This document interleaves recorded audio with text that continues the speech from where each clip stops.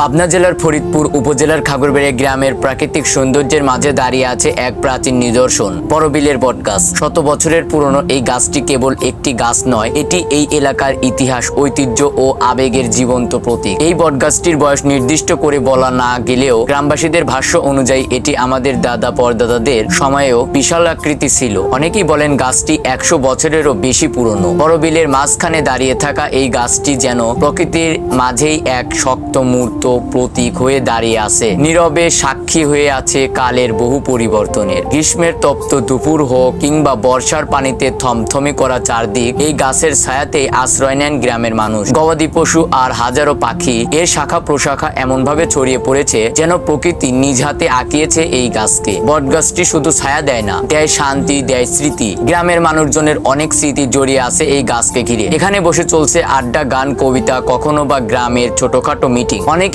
বলেন এই গাছের নিচে দাঁড়ালে মনটা শান্ত হয়ে যায়, যেন প্রকৃতির কোল জুড়ে বসে থাকা এক নির্ভরতার জায়গা এটি। আজকের প্রজন্মের কাছে এই গাছ হয়তো একটি বড় গাছ মনে হতে পারে, কিন্তু আমাদের জন্য এটি শিকড়ের মতো। এটি আমাদের পূর্বপুরুষদের জীবনের অংশ, আমাদের সংস্কৃতির এক প্রতিচ্ছবি। চিত্র বাংলা টিভির পক্ষ থেকে আমরা চাই এই বটগাছটির গল্প ছড়িয়ে পড়ুক আরো বহু দূরে। আসুন আমরা সবাই মিলে এই প্রাকৃতিক ঐতিহ্য রক্ষা করি, ভালোবাসি এবং ভবিষ্যৎ প্রজন্মের জন্য রেখে যাই। চিত্র বাংলা টিভি, চোখ রাখুন বাংলার মাটির গল্পে।